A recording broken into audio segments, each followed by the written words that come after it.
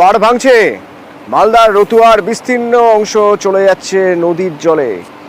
তো এই যে বিস্তীর্ণ অংশ চলে যাচ্ছে, মানুষ আশ্রয়হীন হচ্ছেন। হ্যাঁ, বিদ্যুৎ পরিষেবা পুরোপুরি নষ্ট হয়ে যাচ্ছে, কারণ বিদ্যুতের খুঁটি উপরে চলে যাচ্ছে জলে, পানীয় জল পাওয়া যাচ্ছে না। এ নিয়ে রাজনৈতিক চাপানুতর শুরু হয়েছে। দায় কার এই ভাঙন রোধে, কেন্দ্রের নাকি রাজ্যে?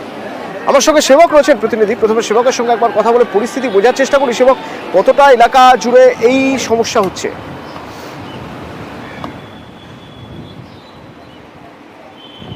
একদমই, দেখো, ভাঙন প্রবণ মালদা আর এই বর্ষার মরশুমে বিভিন্ন এলাকায় ভাঙন শুরু হয়েছে। আর আজ যেটা আমরা খবর পাচ্ছি, মালদহের রতুয়ার বিলাইমারির কান্তুটোলা এলাকা, যে ছবি আমরা দেখাচ্ছি, ভয়াবহ ভাঙনের মুখে। গঙ্গা ক্রমশ পার ভাঙছে।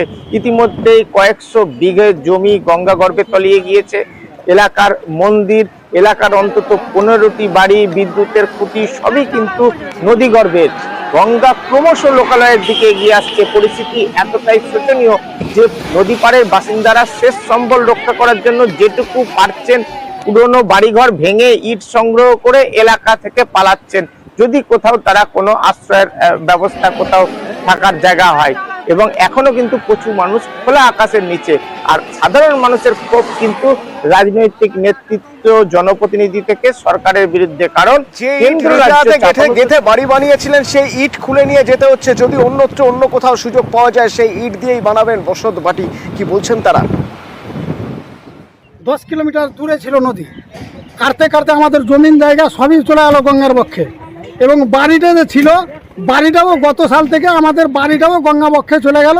এখনো সরকার কোনো মতামত নিচ্ছে না, কিংবা কোনো কাজও করছে না।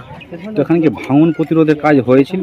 না, এর আগে বস্তার কাম হয়েছিল, কিন্তু কই সেই মতো মতামত কিছু করছে না। আর সামনেবার হয়েছিল বস্তার কাম, কিন্তু ওইগুলো হয়তো গঙ্গাতে চলে গেল। এবছর কি কাজ হয়েছে?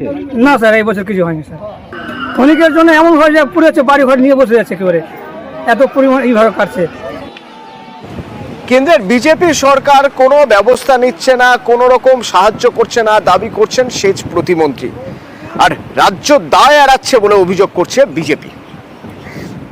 প্রত্যেক বছর আমরা স্টেট গভর্নমেন্টের ফান্ড থেকে অনারেবল চিফ মিনিস্টার দিদি মমতা ব্যানার্জির প্রেরণায় আমরা প্রত্যেক বছরই এটাকে আটকে রাখার চেষ্টা করি। এবং আমরা ইরিগেশন ডিপার্টমেন্ট থেকে যেখানে যেখানে ভাঙন হচ্ছে, আমরা সেখানে আমরা প্যারিয়েটিভ মেজারে আমরা কাজ করছি। সেন্ট্রাল গভর্নমেন্ট থেকে একটা টাকাও আমাদেরকে দেওয়া হচ্ছে না। বারবার অনারেবল চিফ মিনিস্টার দিদি মমতা ব্যানার্জি উনি চিঠি লিখেছেন প্রাইম মিনিস্টারকে, উনি এটা নিয়ে আন্দোলন করছেন, উনি প্রশাসনিক লড়াই লড়ছেন, কিন্তু তারপরেও বিজেপি সরকারের কোনো হেলদোল নেই। এই যে এলাকাটা যেখানে ভাঙন, সেই এলাকাটা পুরোপুরি রাজ্য সরকারের অধীনস্থ।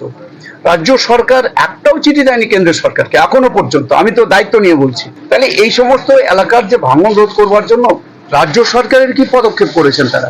এখানে ডিপিআর তৈরি করে পাঠান যে আমরা এই কাজটা করতে চাই, তার জন্য অর্থ বরাদ্দ করার দায়িত্ব আমার। দরকার হলে পরে আমি ধর্ণা দিয়ে কেন্দ্রীয় সরকারের ওখানে ধর্নায় বসবো।